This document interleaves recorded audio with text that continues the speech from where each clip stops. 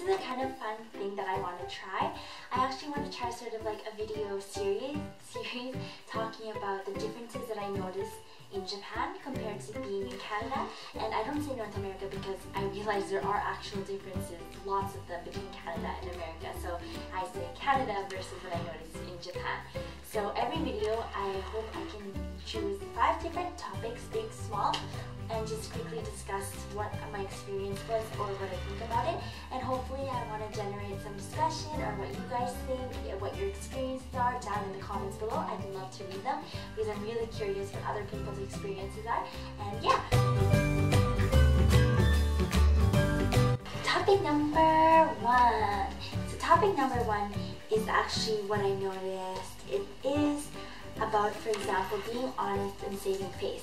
So I realized that in Canadian culture, it's mostly normal just to be honest. So if you don't want to do something, it's usually expected that you say, let's do this instead, to suggest something else because you're not particularly keen on doing something someone else suggested.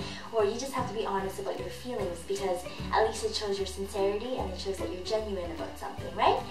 So I noticed that in Japan, even if you really don't want to do something, you don't say anything.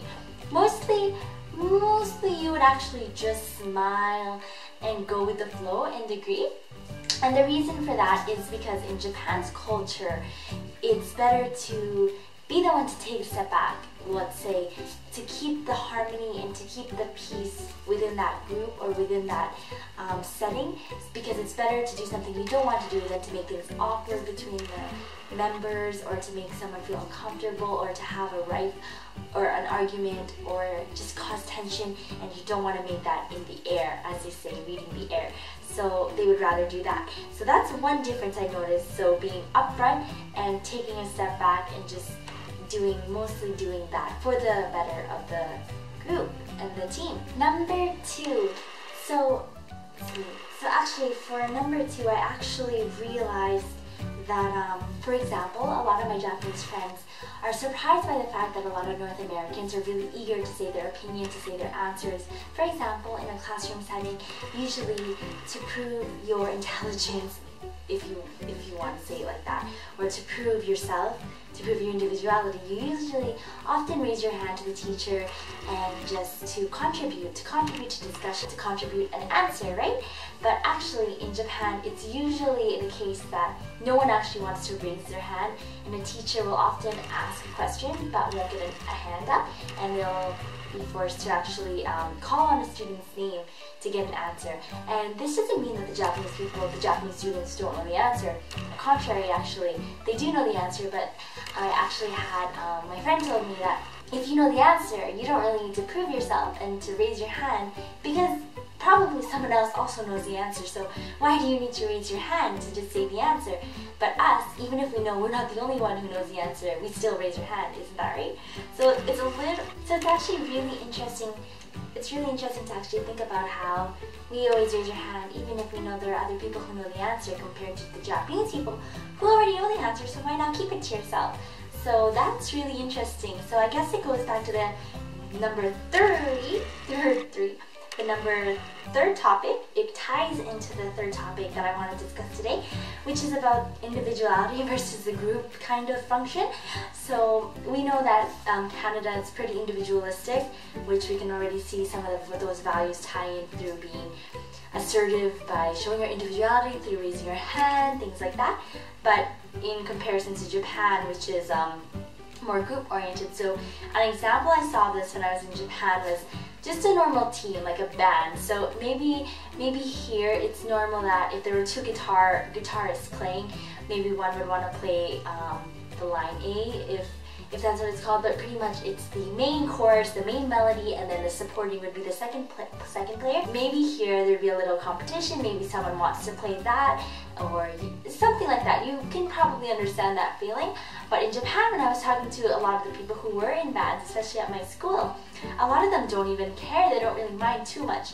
A lot of them are just saying that every person in the member has their own part. So as long as every person is doing their best, practicing and wanting to contribute, as long in the end everything will come together really nicely because everyone is pulling their part. And that kind of thinking, we don't really have that thinking sometimes. Sometimes we always want to prove ourselves. But of course, I want to remind everyone that through these videos, this is just a generalization and it's not stereotyping, but it's just a generalization of maybe the majority of thinking, or a generalization of the basic thinking, normal patterns that someone can see when they're experiencing a new culture in comparison to one's own culture. That was really interesting when someone told me about that example. The fourth topic that I want to discuss today. So actually the fourth topic is the usage of language to show respect. So I noticed in Japan, if you're familiar with the language, there's actually different levels. So there's a way you can talk when you're talking to your friend, or when you're in a business setting, or when you're talking to elders, or if you're shopping and you're the customer, or if you're the person who's working. There's different levels. And actually respect in humble forms, they're actually called keigo, which is a respectful way to speak Japanese, and actually the way you conjugate them and everything is different. So studying it is actually really a pain, and it was a pain for me when I was studying in Japan.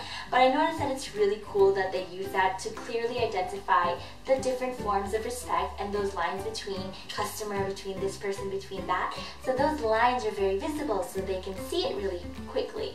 But for us, there's no definite, oh, this is a respectful way to say something. Sometimes we can say things, and the way that we say it with our tone actually determines whether or not it is polite, respectful, or rude and degrading. In their language itself, the structure of their language has a way to determine what's polite, and which is really interesting considering their language and their culture is very highly contextual, which we can talk about that in a different video.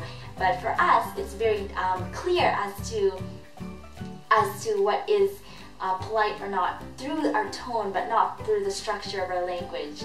So I don't know if I explained that properly, if that makes sense, but let me know what you think, if you agree, disagree, or if you have any examples, put them down below. I'd love to hear them because I'm kind of running dry on examples right now on the spot.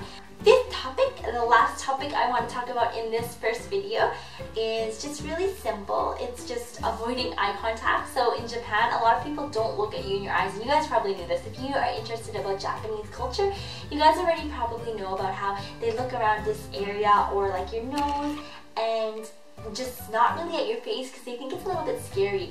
And to be honest, even coming from this kind of culture, I actually thought it was a little daunting and kind of strange as well, looking at someone directly through their eyes. And I don't know, for us it shows that you're paying attention, and when we go to Japan sometimes we may feel that they're not paying attention to us because their eyes just wander everywhere. So that's another difference. That was just a really small difference, but if you guys have anything to add to that, make sure to comment once again. And that's the end of those 5 questions for today's first video series for differences between Canada, North America, whatever you want to think, and Japan. And just wanted to hear back and see what your experience, what you think about Japanese culture or our culture, and just, it's really interesting for me. Thank you guys so much for watching. It's been really fun making these videos about Japan, settling down, and so please make sure to like, subscribe, share, let me know what you think, have a discussion with me, and yeah, if you have any comments, suggestions, questions, please message me, or here you can leave them on my Facebook, message me on YouTube, put them down in the comments below. Make sure to check my Instagram if you want pictures of really cool places in Japan, and yeah, follow my Twitter, and yeah, thank you guys so much again for watching, and see you in the next series and in the next video. Bye!